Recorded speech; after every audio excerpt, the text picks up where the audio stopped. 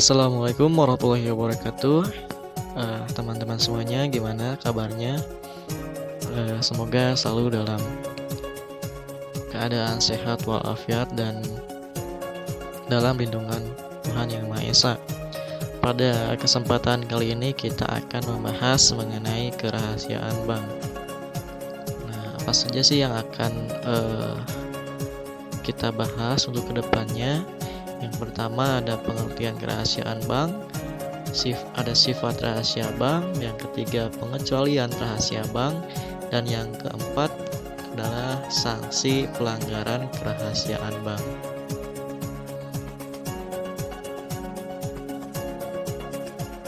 Nah, yang pertama kita akan membahas mengenai pengertian kerahasiaan bank. Nah, apa sih kerahasiaan bank itu? Kerahasiaan bank menurut pasal 1 angka 28 Undang-Undang Nomor 10 Tahun 98 tentang perbankan, yaitu segala sesuatu yang berhubungan dengan keterangan mengenai nasabah dan simpanannya. Yang dimaksud dengan segala sesuatu yang berhubungan dengan keterangan mengenai nasabah penyimpan dan simpanannya meliputi segala keterangan tentang orang dan badan yang memperoleh pemberian layanan dan jasa dalam lalu lintas uang, baik maupun luar negeri, kredit, jumlah dan jenis rekening nasabah, simpanan giro, deposito, sertifikat, dan surat berharga lainnya, pemindahan atau transfer uang, pemberian garansi bank, pendiskontuan surat-surat berharga, dan pemberian kredit. Untuk pembahasan yang kedua, yaitu ada sifat rahasia bank. Nah, mengenai sifat rahasia bank ini ada dua teori yang dapat dikemukakan, yaitu teori mutlak dan juga teori relatif. Nah, menurut teori mutlak atau absolute teori, rahasia bank bersifat mutlak. Semua keterangan mengenai nasabah dan keuangannya yang tercatat di bank wajib dirahasiakan tanpa pengecualian dan pembatasan. Dengan alasan apapun dan oleh siapapun, kerahasiaan mengenai nasabah dan keuangannya tidak boleh dibuka atau diungkapkan. Bila terjadi pelanggaran terhadap kerahasiaan tersebut, bank yang bersangkutan harus bertanggung jawab atas segala akibat yang Nah, teori mutlak ini banyak dianut oleh bank-bank yang ada di negara Swiss. Nah, yang kedua, teori relatif atau relatif teori. Menurut teori ini, rahasia bank bersifat relatif atau terbatas. Semua keterangan mengenai nasabah dan keuangannya yang tercatat di bank wajib dirahasiakan. Namun, bila ada alasan yang dapat dibenarkan oleh undang-undang, rahasia bank mengenai keuangan nasabah yang bersangkutan boleh dibuka atau diungkapkan kepada pejabat yang berwenang. Teori relatif ini banyak digunakan oleh negara Amerika Serikat, Belanda, Malaysia, Singapura, dan negara kita Indonesia.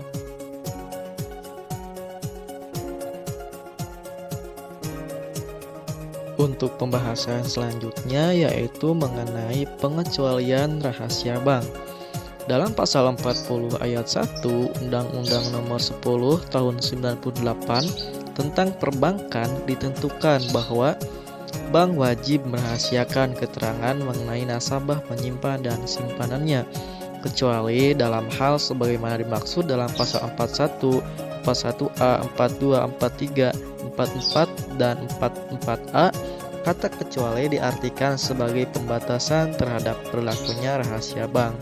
Mengenai keterangan yang disebut dalam pasal-pasal tadi, bank tidak boleh merahasiakannya atau boleh mengungkapkannya dalam hal sebagai berikut. Pertama, untuk kepentingan perpajakan. Yang kedua, untuk kepentingan penyelesaian piutang bank. Yang ketiga, untuk kepentingan peradilan pidana. Keempat, untuk kepentingan peradilan perdata.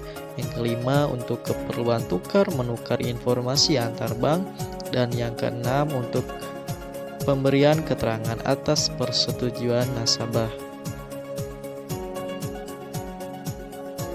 Pembahasan selanjutnya mengenai sanksi pelanggaran kerahasiaan bank. Nah, ada sanksi pidana dan juga sanksi administratif.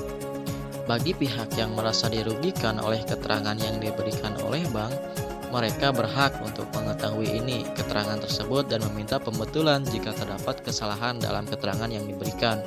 Pelanggaran terhadap berbagai aturan yang berlaku termasuk kerahasiaan bank maka akan dikenakan sanksi tertentu sesuai dengan yang tercantum dalam Undang-Undang Nomor 10 Tahun 98. Yang pertama ada sanksi pidana.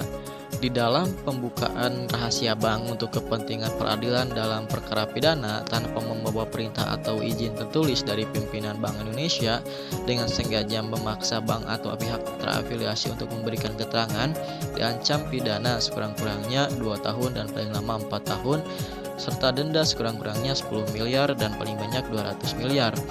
Untuk anggota Dewan Komisaris, Direksi, Pegawai Bank atau pihak terafiliasi lainnya dengan sengaja membuka rahasia bank tanpa melalui prosedur yang tepat diancam dengan pidana penjara sekurang-kurangnya 2 tahun dan paling lama 4 tahun serta sekurang-kurangnya 4 miliar dan denda uang sebanyak-banyaknya 8 miliar.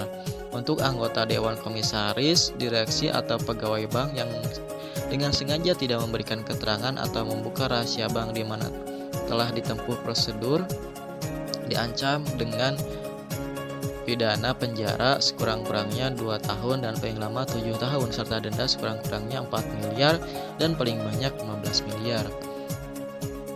Yang selanjutnya yaitu sanksi administratifnya. Untuk sanksinya selain dari ketiga sanksi tersebut, untuk setiap sanksi pidana pihak pimpinan Bank Indonesia selain dapat mencabut izin usaha bank yang bersangkutan, Bank Indonesia dapat menetapkan atau menambah sanksi administratif sebagai berikut.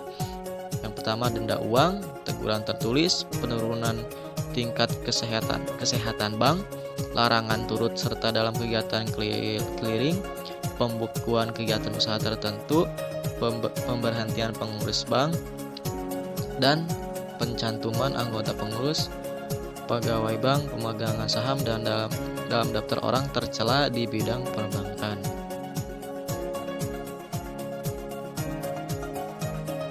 Sekian yang bisa saya sampaikan. Mohon maaf apabila ada kekurangan. Wassalamualaikum warahmatullahi wabarakatuh.